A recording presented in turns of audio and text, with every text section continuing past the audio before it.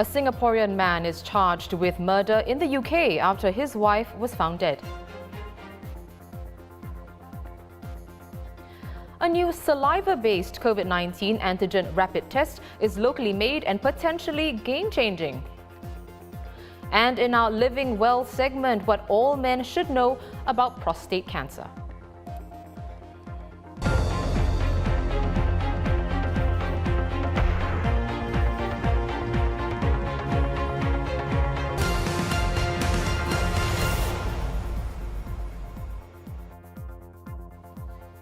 Welcome to The Big Story. I'm Olivia Quay. You can subscribe to the Straits Times channel so you never miss a single episode.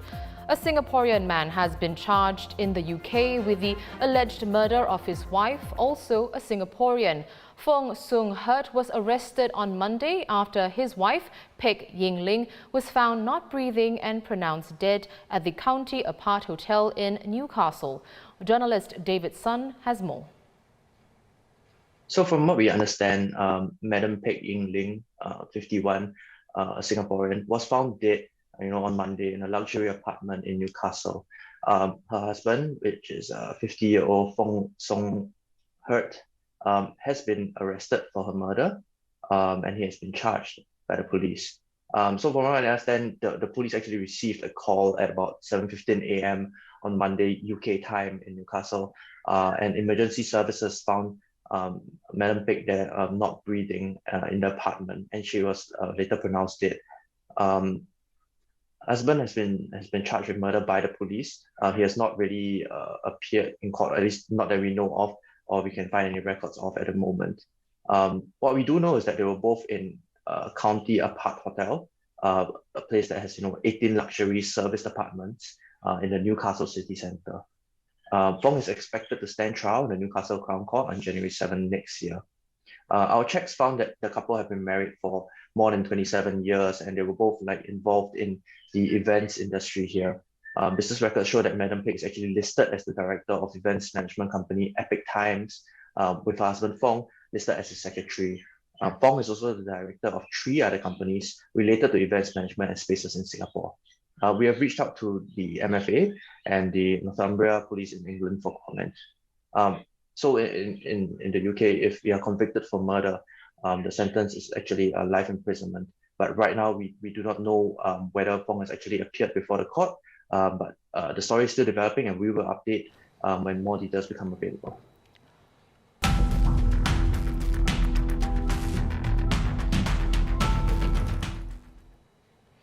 Saliva testing for COVID-19 may soon become more common in Singapore after it was recently approved as an option for pre-departure tests for travellers to countries which allow it.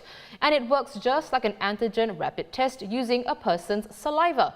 Well, let's have a look at the test, co-developed by 4 institutions, including Singapore General Hospital and Duke NUS Medical School. First, the kit actually comes with a receptacle like this to collect the saliva. So what you do is that you just stop swallowing your saliva for a few minutes and then pull the saliva in your mouth, and then you put the saliva into this receptacle. So after putting the saliva in the receptacle, we use a dropper such as this and take up the liquid part of the saliva and put 3 drops into channel number 1. So in channel number 1, it works exactly like a normal test kit, where the virus actually binds to red-colored gold nanoparticles. So this colors the virus, and it travels up to the membrane, the reporting window over here, where if there are 2 lines, it means that the virus is detected, and if there's only 1 line at the C region, it means there's no virus detected. After we see the C line on the kit, we initiate the second part of the test, where we use the same sample. We take the liquid part of the saliva, and then we put 3 drops into channel number 2. So channel number 2 is our amplification step. What it contains are similar gold nanoparticles, but these actually bind to the gold nanoparticles from the first step. So this actually amplifies the signal that we see at the test line. So even if there's a very low amount of virus in the saliva, this very, very strong signal will still correctly report as 2 lines instead of 1 line. when the test is done, regardless of the time of the day. Top US scientist Dr. Anthony Fauci says that while the Omicron variant is clearly highly transmissible, early indications suggest it almost certainly is not more severe than Delta. But he caveats this by cautioning that it would take weeks to judge Omicron's severity. Results from lab experiments testing the potency of antibodies from current vaccines against Omicron should come in the next few days to a week. And Dr. Fauci says it's important to not overinterpret the data because the populations being followed skewed young and were less likely to become hospitalized. Severe disease can also take weeks to develop. A potential setback for scientists racing to understand the full impact of Omicron, with Australia's Queensland state finding a new Omicron lineage in a traveller who arrived from South Africa. Queensland authorities saying the new lineage has about half the genome mutations of the original and cannot be detected with typical screening. Meanwhile, from tomorrow, all travellers, including those from Singapore, entering Malaysia via the air and land VTLs, the Langkawi International Travel Bubble or the One Stop Centre, need to take COVID-19 tests for 6 days after arriving. All test results must be reported through the My Sejahtera app. Over to South Korea, where daily infections have topped 7,000 for the first time. And the surge in numbers heaps pressure on hospitals, prompting authorities to consider expanding home treatment of COVID-19 patients. Cases skyrocketed this month after the government began to ease restrictions under a so-called Living with COVID-19 scheme in November.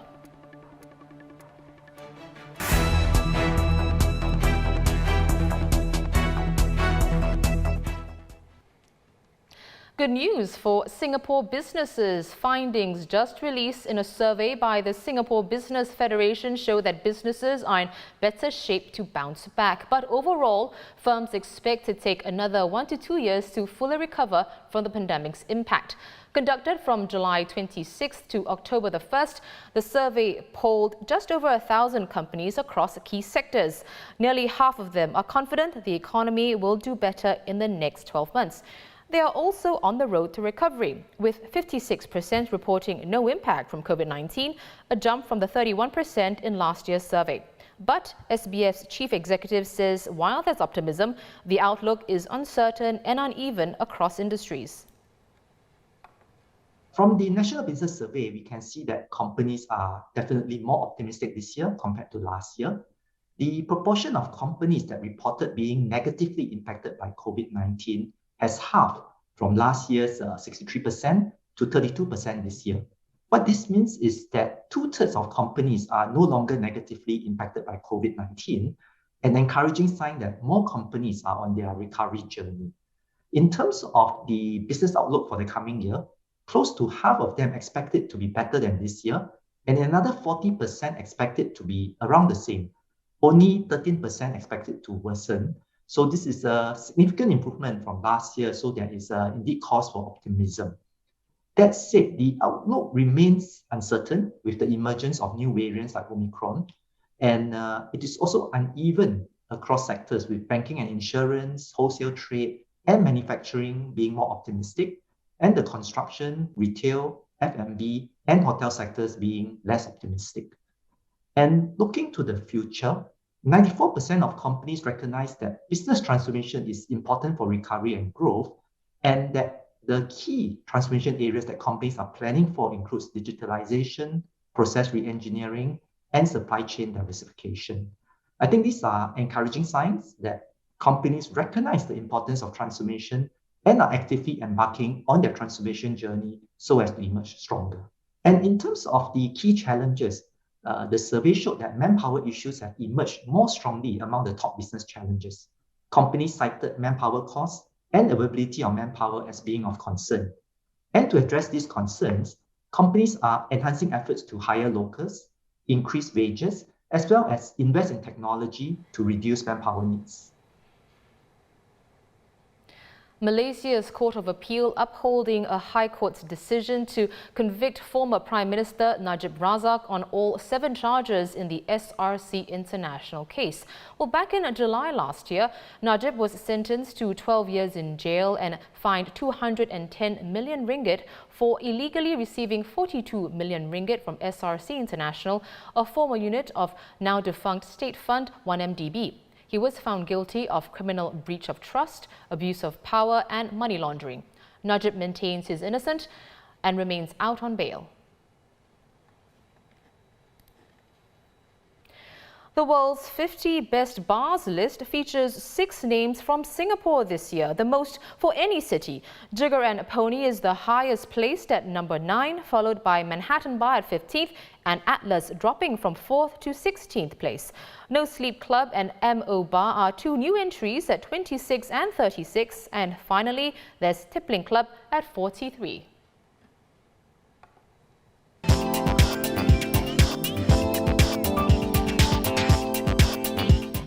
Prostate cancer is the second most common cancer in men in Singapore, with thousands of cases diagnosed each year. Well, in this week's feature on Living Well, we discuss why you should get yourself checked. The prostate is a walnut-shaped gland found in the male reproductive system.